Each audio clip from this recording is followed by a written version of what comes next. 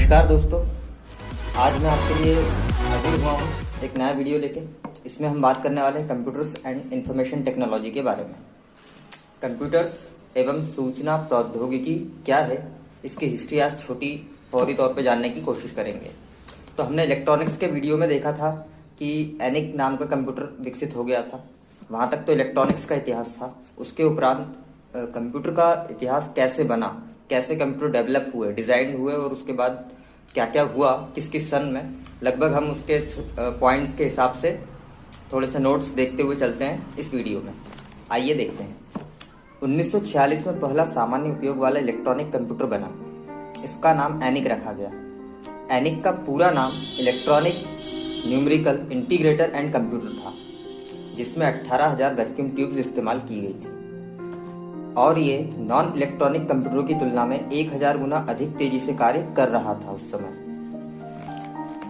समय के बीतने के साथ साथ तेजी से विकसित होते युग में नए नए आविष्कार होते गए और वर्तमान में आधुनिक कंप्यूटर्स की मदद से कार्य लेते हैं। तो ये तो इलेक्ट्रॉनिक्स के ज़माने में जब विकास क्रम हो रहा था इलेक्ट्रॉनिक्स का, वैक्यूम ट्यूब्स बन रहे थे, आईसी चिप्स बन रहे थे, और भी कई सारे उपकरण तैयार किए जा रहे थे, टेलीफोन वगैरह, रेडियो लाइंस वगैरह डेवलप की जा रही थी, तभी एक कंप्यूटर भी विकसित किया गया जिसका नाम एनिक था।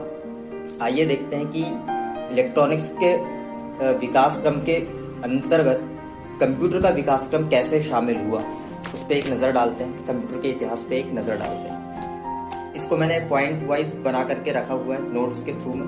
मैं उसी को आपको वीडियो के थ्रू पहुंचाने की कोशिश करता हूं। यदि आप चाहें तो उसे एज इट इज एग्जाम्स के आंसर्स के रूप में ले सकते हैं।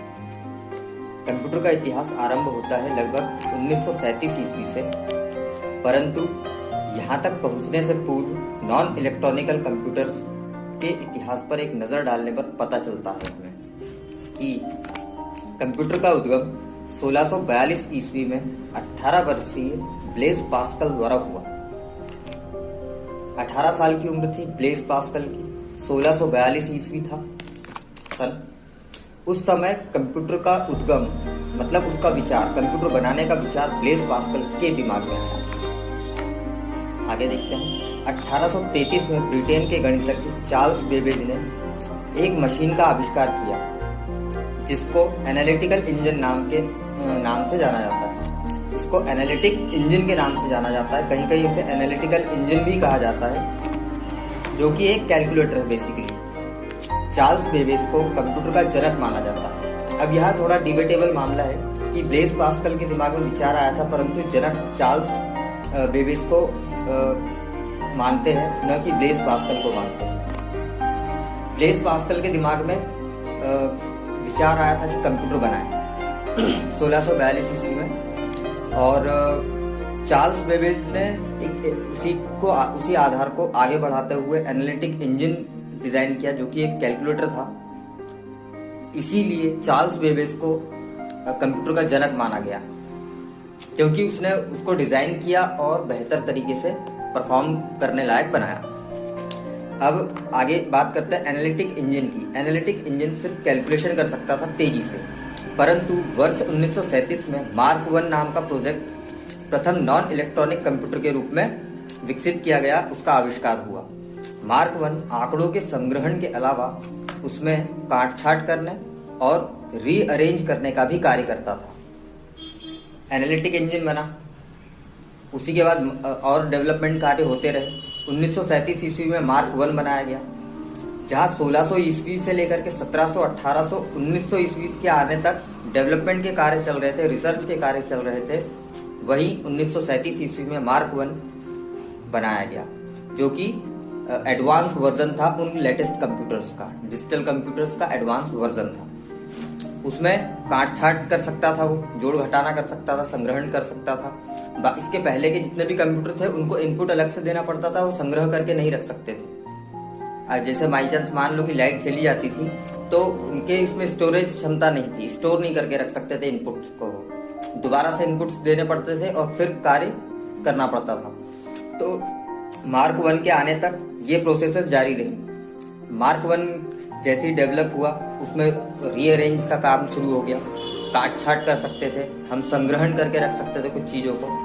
इस टाइप के डेवलपमेंट होने लगे 1900 के आते तक। 1600 से लेकर के 1900 तक कम से कम 2-3-4 सदियां लगी उसमें, कम से कम 200-300 साल लग गए, 2-3 सदियां लग गई, तब जाके डेवलपमेंट हम लेटेस्ट डिजाइन के कंप्यूटर को देख पा रहे हैं। इसके उपरांत जब वैक्यूम ट्यूब्स का निर्माण हो गया था, इलेक्ट्रॉनिक्स वाले वीडियो को याद करें, वैक्यूम ट्यूब्स का निर्माण हो गया था, उसके बाद एनिक नाम का कंप्यूटर बन रहा था 18,000 वैक्यूम ट्यूब्स का इस्तेमाल करके। उसके उपरांत आपका एनालिटिक इंजन आया, चार्ल्स बेबेज ने दिया। ब्लेज पास्कल ने भी कंप्यूटर बनाने के बारे में सोचा, उसी थीम को आगे बढ़ाया चार्ल्स बेबेज ने, एनालिटिक इंजन बनाया। उसके उपरांत रिसर्च के कार्य होते रहे और फिर मार्क 1 नाम का एक कंप्यूटर बना। इसके उपरांत वैक्यूम ट्यूब्स का निर्माण हो चुका था। तब सन 1946 में एनिक नाम का पहला इलेक्ट्रॉनिक कंप्यूटर बना। 1946 में बना एनिक नाम का कंप्यूटर। 1600 में विचार आया था, 1700-1800 के आने तक analytic engine, difference engine, mark 1 इस टाइप के इंजन्स बनाए गए, जिन्हें कैलकुलेटर कहा गया, जिन्हें कंप्यूटर कहा गया, उस समय का लेटेस्ट डिजिटल कंप्यूटर कहा गया। इसके उपरांत 1937 में आपका मार्क 1 आया। इसके उपरांत बना था 1946 में आपका एनिक कंप्यूटर, जो कि लेटेस्ट डिजाइन में, लेटेस्ट डिजिटल टेक्नोलॉजी में, लेटेस्ट इलेक्ट्रॉनिकल टेक्नोलॉजी में सबसे बेहतरीन था, जो कि बाकी के कंप्यूटर की तुलना में, बाकी नॉन इलेक्ट्रॉनिक कंप्यूटर की तुलना में बहुत तेजी से कार्य कर सकता था। तो 1946 में एनिक नाम का पहला इलेक्ट्रॉनिक कंप्यूटर बना, जिसमें 18,000 वैक्यूम ट्यूब्स की मदद से बनाया गया था। इसे एनिक कंप्यूटर कहा जाता है और ये 5000 जोड़ या घटाव की प्रक्रिया 1 सेकंड में परफॉर्म कर सकता था। इसकी गति इतनी थी कि 5000 जोड़ने और घटाने के कार्य एक साथ कर सकता था। इसके पहले जो एनालिटिक इंजन बना वो सिर्फ जोड़ने का काम करता था। मार्क 1 बना, वो रीअरेंजमेंट का काम करता था, जोड़ने का काम करता था, संग्रहण का काम कर सकता था, परंतु उसमें कुछ कमियां थी, कुछ खामियां थी। 1946 में फिर एक पूरे तरीके से एक डेवलप्ड कंप्यूटर बनाया गया, जिसका नाम रखा गया एनिक कंप्यूटर। अब एनिक के बारे में जानने की कोशिश करते हैं, क्या कैसे बना, क्या क्या चीज़ थी उसके अंदर इलेक्ट्रॉनिक्स से रिलेटेड। एनिक या एनिक कंप्यूटर में 18,000 वैक्यूम ट्यूब्स लगे हुए थे। इसमें 70,000 प्रतिरोधक अर्थात रेजिस्टेंस लगे हुए थे। 10,000 संधारित्र अर्थात कैपेसिटर लगे हुए थे। 6,000 स्विच का इस्तेमाल किया गया था इसको बनाने में। इसका वजन लगभग 30 टन के बराबर का था। ये छोटा मोटा कंप्यूटर नहीं था, बहुत विशालकाय कंप्यूटर बना था। कम से कम 2, 4, 5 बड़े बड़े कमरे, हॉल टाइप के कमरे लग गए थे इसमें। 18,000 वैक्यूम ट्यूब, 70,000 प्रतिरोधक रेजिस्टेंस, 10,000 लगभग कैपेसिटर, फिर 6,000 स्विचेस का इस्तेमाल करना इसके अंदर, और इसका कुल मिला के पूरा वजन है 30 टन। 30 टन मतलब 300 किलो लगभग, 300 किलो लगभग मान लो, उससे भी ज़्यादा। 300 किलो मतलब 3 टन हुआ, या 30 टन बताया जा रहा है। 30,000 हजारों में चला जाएगा टन उसका, किलो उसका। 30 टन मतलब बहुत भारी वजन था। कम से कम एक हाथी का वजन कितना होता होगा? कम से कम 8-10 हाथी, 30 हाथी मान लो। एक हाथी का वजन 1 टन मान के चल रहे हैं, तो 30 हाथियों के बराबर का वजन था इसमें। ऐसा इतना बड़ा, इतना विशालकाय कंप्यूटर था ये। अब एनिक द्वारा कार्य करने के लिए डॉक्टर वॉन न्यूमैन ने द्विआयामी पद्धति अर्थात बाइनरी सिस्टम का इस्तेमाल किया और संचयित प्रोग्राम आधारित अर्थात स्टोर्ड प्रोग्राम्स का उपयोग किया। इसके पहले जितने भी कंप्यूटर बने, mark 1, analytic engine, difference engine, इनके अंदर स्टोरेज क्षमता नहीं थी। स्टोर नहीं कर सकते थे अपने पास कोई भी चीज़। मार्क 1 वगैरह इस टाइप के कंप्यूटर के बाद थोड़ी बहुत आ गई थी क्षमताएं स्टोर करने की, परंतु ये जितने भी कंप्यूटर बने इसके पहले, वो अपने अंदर इनपुट्स को स्टोर करके नहीं रख सकते थे। बाई चांस काम करते समय बीच में लाइट चली जाती थी, तो दोबारा से लाइट आने पर वापस शुरू से इनपुट्स देने पड़ते थे, वापस दोबारा से वही प्रोसेस पूरी की पूरी दोहरानी पड़ती थी। इन सबका तोड़ लेकर के आया एनिक कंप्यूटर, और इसके अंदर डॉक्टर वॉन न्यूमैन ने इसके अंदर ऑपरेटिंग सिस्टम के थ्रू जो ऑपरेटिंग सिस्टम कार्य करने के लिए उपयोग किया गया था वो आधारित था बाइनरी सिस्टम पर। बाइनरी सिस्टम का उपयोग करके वॉन न्यूमैन ने इसका ऑपरेटिंग सिस्टम डिजाइन किया ENIAC कंप्यूटर का, और इसके अंदर स्टोर्ड प्रोग्राम्स का इस्तेमाल किया। स्टोर्ड प्रोग्राम्स का मतलब प्रोग्राम बने बनाए प्रोग्राम्स मशीन में फीड कर दिए, स्टोर कर दिए, और उनका ही इस्तेमाल बार बार किया जा रहा है अपने कैलकुलेशंस को परफॉर्म करने के लिए। तो इस तरीके से बाइनरी सिस्टम या बाइनरी ऑपरेटिंग सिस्टम न्यूमेरिकल्स पर आधारित था। 1 + 2 = 3, 2 + 3 = 5, इस टाइप का पहले से प्रोग्राम बना दिया और न्यूमेरिकल सिस्टम के हिसाब से बना दिया और उसको स्टोर कर दिया सिस्टम के अंदर, और वो बार बार उस चीज़ को परफॉर्म करेगा। ये डेवलपमेंट यहाँ से आया। तो इसी प्रकार से मुख्यतः 2 प्रकार के कंप्यूटर होते हैं। कंप्यूटर के इतिहास में अगर हम देखें कि अभी तक जितने भी टाइप के कंप्यूटर देखे हमने, non electronic computer, electronic computer, उसमें 2 टाइप के कंप्यूटर्स होते हैं। तो इलेक्ट्रॉनिक्स कंप्यूटर में भी 2 टाइप के कंप्यूटर होते हैं। पहला होता है एनालॉग कंप्यूटर, दूसरा होता है डिजिटल कंप्यूटर। एनालॉग कंप्यूटर्स का उपयोग भौतिक साधनों को जोड़ने या घटाने के लिए किया जाता है। एनालॉग कंप्यूटर को भौतिक साधनों को जोड़ने या घटाने। अब आप कहोगे कि इसका मतलब क्या है? जैसे प्रिंटर को मॉनिटर के साथ कनेक्ट करना, प्रिंटर को यूपीएस के साथ कनेक्ट करना, प्रिंटर को सीपीयू के साथ कनेक्ट करना, ये होता है भौतिक कनेक्शन। इसका एक उदाहरण हम ये इस तरीके से समझते हैं कि ऑपरेशन के वक्त उपयोग किए जाने वाले इक्विपमेंट जो हार्ट बीट नापने का कार्य करते हैं वो एनालॉग कंप्यूटर पर आधारित होते हैं। तो एनालॉग कंप्यूटर इस तरीके से परफॉर्म करते हैं कि वो भौतिक रूप से एक साधन को दूसरे साधन से जोड़ करके कार्य किया जा रहा है, जिसमें जरूरत से ज्यादा मतलब ज्यादा कैलकुलेशन की आवश्यकता नहीं पड़ रही है हमें। हमने बने बनाए प्रोग्राम्स स्टोर कर दिए सीपीयू में, प्रिंटर को मॉनिटर के साथ, प्रिंटर को सीपीयू के साथ जोड़ दिया, या प्रिंटर को किसी अन्य इक्विपमेंट्स के साथ जोड़ दिया और फिर कार्य कर रहे हैं। तो इस टाइप के कंप्यूटर जितने भी होते हैं वो एनालॉग कंप्यूटर्स होते हैं। अब एनालॉग कंप्यूटर्स इलेक्ट्रॉनिक या हाइड्रोलिक सर्किट का प्रयोग करते हैं। डिजिटल सिस्टम में या ENIAC सिस्टम में बाइनरी सिस्टम का इस्तेमाल हो रहा था, स्टोर्ड प्रोग्राम का इस्तेमाल हो रहा था। वहीं पे उसकी चिप्स जितनी भी इस्तेमाल की जा रही थी इलेक्ट्रॉनिक्स पर आधारित थी। वहीं पर जो आपके एनालॉग कंप्यूटर्स बन रहे थे वो या तो इलेक्ट्रॉनिक्स के परिपथ का इस्तेमाल कर रहे थे या तो हाइड्रोलिक सर्किट्स का इस्तेमाल कर रहे थे। अब हाइड्रोलिक सर्किट्स का इस्तेमाल करने का मतलब क्या है? यहाँ पर हाइड्रोलिक का मतलब दबाव।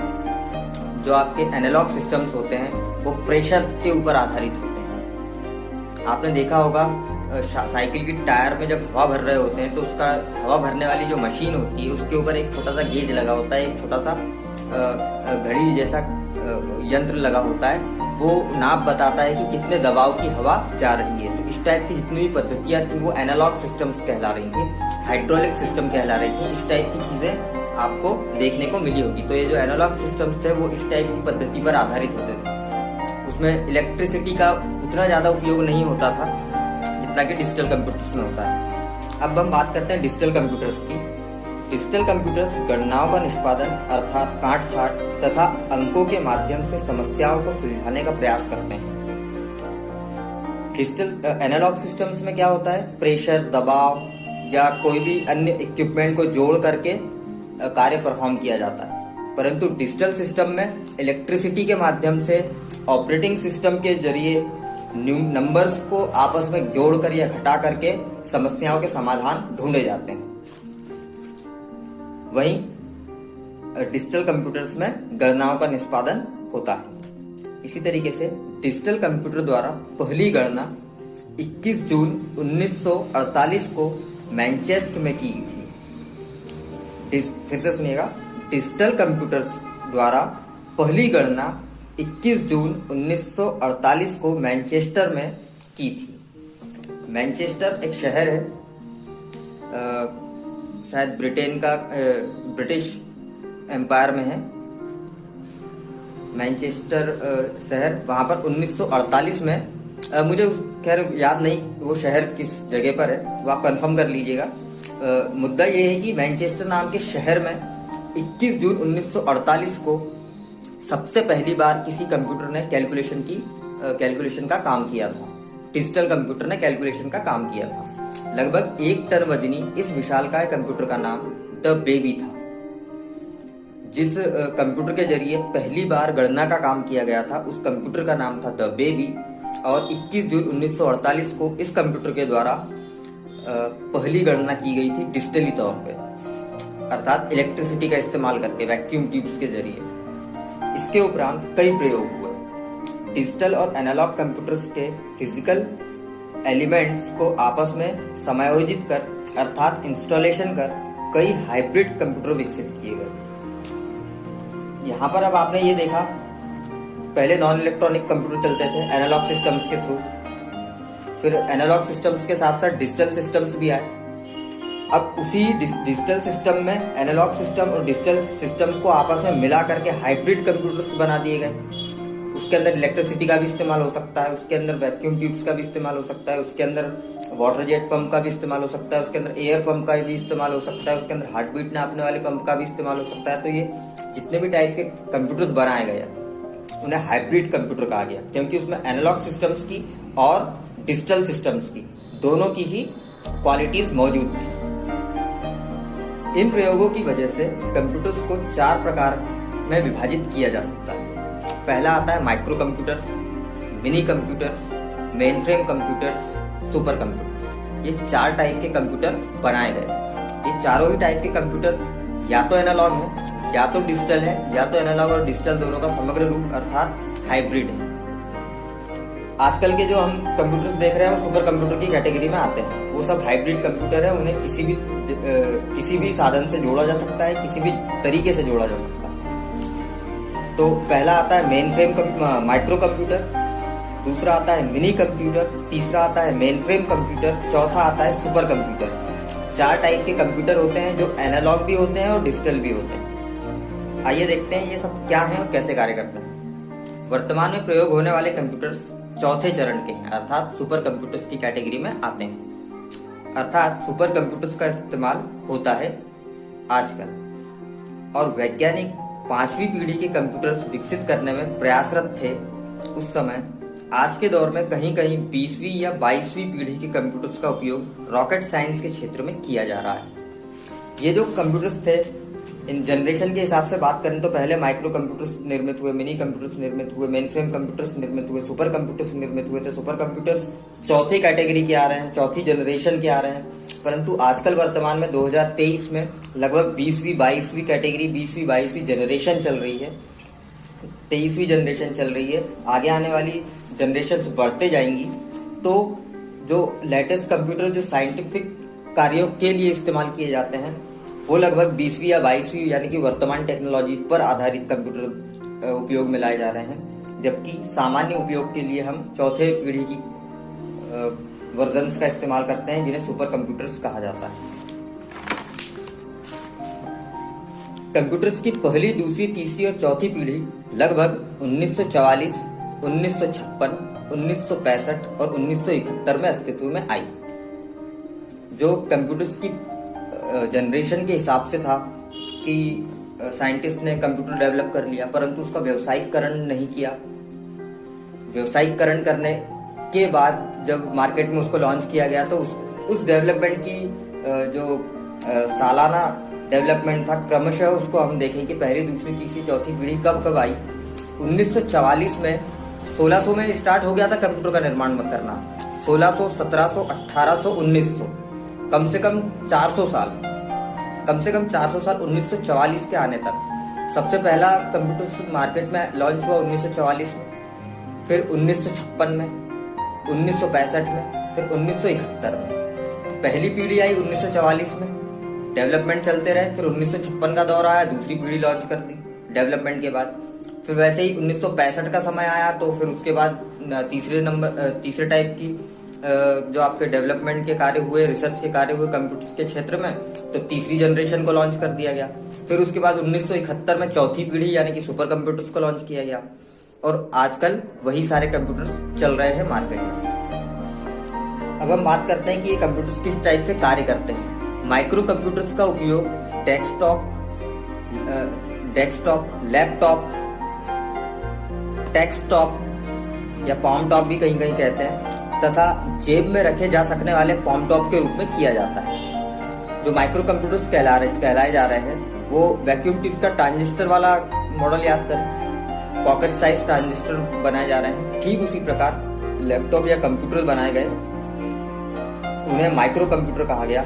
माइक्रो कंप्यूटर्स का उपयोग डेस्कटॉप, लैपटॉप तथा जेब में रखे जा सकने वाले पॉम टॉप के रूप में किया जाता है। माइक्रो कंप्यूटर्स को वर्क स्टेशन भी कहा जाता है, जिनका उपयोग कार्यालयों में होता है या लेबोरेटरीज में होता है। अब बात करते हैं मिनी कंप्यूटर्स की। मिनी कंप्यूटर्स का उपयोग व्यापार, स्कूल, प्रयोगशालाओं में होता है। व्यक्तिगत कार्यों के लिए मिनी कंप्यूटर्स अधिक खर्चीला होता है। मेनफ्रेम कंप्यूटर्स भी मिनी कंप्यूटर्स की तरह अधिक खर्चीले होते हैं।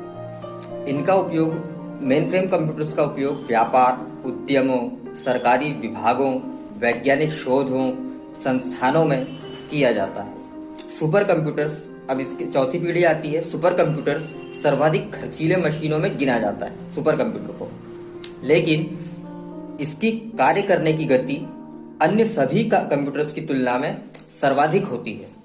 सुपर कंप्यूटर का उपयोग अंतरिक्ष अन्वेषण में होता है, परमाणु ऊर्जा में होता है, सौर ऊर्जा में होता है, या इस तरह के जितने भी विभाग हैं उनसे जुड़े हुए कार्य क्षेत्रों में किया जाता है। वर्तमान में 2 अन्य नए आयामों के कंप्यूटर्स विकसित किए जा चुके हैं। ऑप्टिकल कंप्यूटर्स, जिन्हें प्रकाशीय कंप्यूटर्स कहा जाता है, और आणविक कंप्यूटर्स, जिसे एटॉमिक कंप्यूटर्स कहा जाता है। जो हम न्यूक्लियर वेपनरी की बात करते हैं, उसके अंदर जो सिस्टम इस्तेमाल किए जाते हैं वो आणविक कंप्यूटर्स कहलाते हैं। जो अभी हिग्स बोसोन का डेवलपमेंट हुआ, हिग्स बोसोन की खोज हुई, उसके अंदर जितने भी कंप्यूटर्स इस्तेमाल किए गए थे वो सब आणविक कंप्यूटर्स के या एटॉमिक कंप्यूटर्स के क्षेत्र के जो नए लेटेस्ट टेक्नोलॉजीज थी उनका उपयोग किया गया। ऑप्टिकल कंप्यूटर्स का इस्तेमाल अभी वर्तमान में चल रहा है, आमतौर पे लोगों के पास मौजूद भी है। ऑप्टिकल फाइबर केबल का इस्तेमाल होता है उनमें। ऑप्टिकल माउस वगैरह का इस्तेमाल कर रहे हैं अभी सामान्य तौर पे। हालांकि सीपीयू के जरिए हम उस तरीके से इस्तेमाल नहीं कर पा रहे हैं अभी भी, क्योंकि वो बहुत कॉस्टली पड़ता है इसीलिए। परंतु आज भी प्रकाशीय कंप्यूटर का इस्तेमाल हो रहा है। हालांकि ये उस टाइप के कंप्यूटर हैं कि हम टेलीस्कोप को कनेक्ट कर सकते हैं इसमें, कैमरास को कनेक्ट कर सकते हैं इसमें, और ब्रह्मांड, धरती के ऊपर बैठे बैठे ब्रह्मांड की तस्वीरों को खींच सकते हैं इस लैपटॉप या कंप्यूटर के जरिए।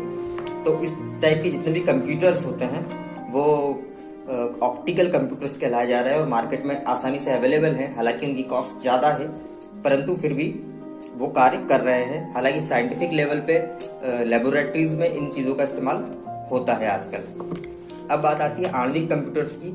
तो ये इस प्रकार के कंप्यूटर्स हैं जो रॉकेट साइंस में इस्तेमाल किए जा रहे हैं। अंतरिक्ष अन्वेषण जो होते हैं, अभी मंगल मिशन भेजा गया था, उसके अंदर जितने भी कंप्यूटर्स इस्तेमाल किए गए वो एटॉमिक कंप्यूटर्स कहलाए जाते हैं। वो उस लेवल के कंप्यूटर कहलाए जाते हैं, लेटेस्ट टेक्नोलॉजी के कंप्यूटर कहलाए जाते हैं। जो रॉकेट से इस्तेमाल किए जा रहे हैं उसके अंदर कम्युनिकेशन के लिए जितने भी कंप्यूटर्स इस्तेमाल किए जा रहे हैं वो आणविक कंप्यूटर्स इस्तेमाल हो रहे हैं, एटॉमिक कंप्यूटर्स इस्तेमाल हो रहे हैं, आपके ऑप्टिकल कंप्यूटर्स इस्तेमाल हो रहे हैं। विश्व स्तर पर कंप्यूटर्स के निर्माण की इस होड़ में भारत देश पीछे कैसे रह जाता है? अभी तक तो हमने विश्व के इतिहास पर नजर डाली कि कंप्यूटर का डेवलपमेंट विश्व में कब हुआ, कैसे हुआ। अब हम ये देखें कि भारत देश यानी कि अपने देश में कंप्यूटर का विकास किस तरीके से हुआ। तो विश्व स्तर पर कंप्यूटर्स के निर्माण की इस होड़ में भारत जैसे देशों ने भी कदम रखा और भारत में कंप्यूटर निर्माण का कार्य 1955 से आरंभ हुआ।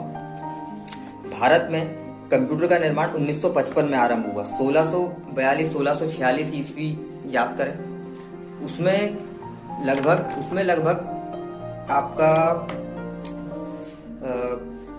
1642 ईस्वी ब्लेज पास्कल सोचने के 200, 300, 400 साल के बाद आपका डेवलपमेंट होता रहा। विश्व के स्तर पर कुछ एक खास लोगों के पास, कुछ एक खास अमीर वर्ग के लोगों के पास ही कंप्यूटर अवेलेबल था। धीरे धीरे डेवलपमेंट होते गए, उस वजह से मार्केट में बहुत धीरे आया, बहुत लेट आया। विश्व स्तर के मार्केट में कंप्यूटर बहुत देरी से आया, लोगों के पास कम से कम 300-400 साल के बाद में आया, जब तक बहुत डेवलपमेंट हो चुके थे। वहीं पर भारत जैसे देश में पहले कंप्यूटर्स नहीं थे। लगभग 1955 में पहली बार कंप्यूटर लॉन्च होता है भारत देश में। मतलब पूरे भारत देश में पहला कंप्यूटर पहली बार 1955 ईस्वी में इंट्रोड्यूस हुआ कि इस टाइप के ढांचे को कंप्यूटर कहा जाता है। जब तक तो बहुत डेवलपमेंट हो चुके थे। शुरुआती सालों में कंप्यूटर्स का उपयोग मुख्यतः वैज्ञानिक गणनाओं के लिए होता रहा, परंतु 1980 के दशक तक आते आते पेमेंट, कैलकुलेशन, संचालन और प्रबंधन के क्षेत्रों में किया जाने लगा कंप्यूटर्स का इस्तेमाल भारत देश में। धीरे धीरे व्यापार जगत ने इसे आम लोगों की पहुंच बनाया। 1955 के आने तक कंप्यूटर भारत में लॉन्च हो चुका था, परंतु अब भी आम लोगों के हाथों तक पहुंच नहीं थी। कुछ साइंटिफिक लोग, कुछ अमीर वर्ग के, कुछ गवर्नमेंटल अधिकारी, इस टाइप के जितने भी लोग हुआ करते थे, इनको अवेलेबल था वो उस टाइप का कंप्यूटर। ये लोग उसमें कार्य कर सकते थे। उसमें पेमेंट बनाना, कैलकुलेशन करना, संचालन करना, प्रोजेक्ट तैयार करना, प्रोग्राम्स बनाना, इस टाइप की चीज़ें इस्तेमाल होती थी। उसी चीज़ को भारत देश के मार्केट के जो अपन बात करें कि जो मार्केट की संस्था है पूरी, एक कमर्शियल वैल्यू जिसको कहा जाता है, कमर्शियल लेवल पर उसको लॉन्च करने के लिए मार्केट ने जोर डाला गवर्नमेंट पर, और फिर गवर्नमेंट ने सोचा कि ये चीज़ आम लोगों के हाथों तक पहुंचनी चाहिए, और फिर धीरे धीरे व्यापार जगत के लोगों ने उसे एडॉप्ट किया, कंपनीज खोली, डेवलपमेंट के कार्य किए, कई संस्थाओं ने एक दूसरे से टाई अप किया, और उसके बाद डेवलपमेंट के कार्य करके लेटेस्ट से लेटेस्ट टेक्नोलॉजी निर्मित की, और आज हमारे हाथ में मोबाइल हुआ, लैपटॉप हुआ, कंप्यूटर हुआ, इस टाइप की टेक्नोलॉजीज को देख रहे हैं, उसका उपयोग कर रहे हैं। तो व्यापार जगत ने जब जोर डाला गवर्नमेंट पर, तब लोगों की पहुंच में आया, और एक प्रोसेसर वाला माइक्रो कंप्यूटर बनाने में सफलता हासिल की, जो कि आम लोगों की पहुंच और बजट तक था। जो आपके सुपर कंप्यूटर बने, ऑप्टिकल कंप्यूटर बने, एटॉमिक कंप्यूटर बने, इसके अंदर सिर्फ एक प्रोसेसर नहीं लगता था, कई सारे प्रोसेसर लगे हैं, कई सारे मदरबोर्ड लगे हुए हैं, कई सारे रैम लगी हुई है, कई सारे आपके हार्ड ड्राइव लगे हुए हैं, कई सारे सीडी प्लेयर्स लगे हुए हैं, कई सारे इनपुट्स देने के साधन लगे हुए हैं। तो इस टाइप की जो टेक्नोलॉजी है वो आम लोगों के पहुंच तक नहीं आ सकती थी, परंतु मार्केट वालों ने या जो बड़ी बड़ी कंपनियां हैं, उन लोगों ने एक प्रोसेसर वाला कंप्यूटर डेवलप किया और लोगों की पहुंच तक उसको लेकर के आए। इस कार्य ने अंतर्राष्ट्रीय व्यापार में एक प्रतिस्पर्धा का माहौल बना दिया।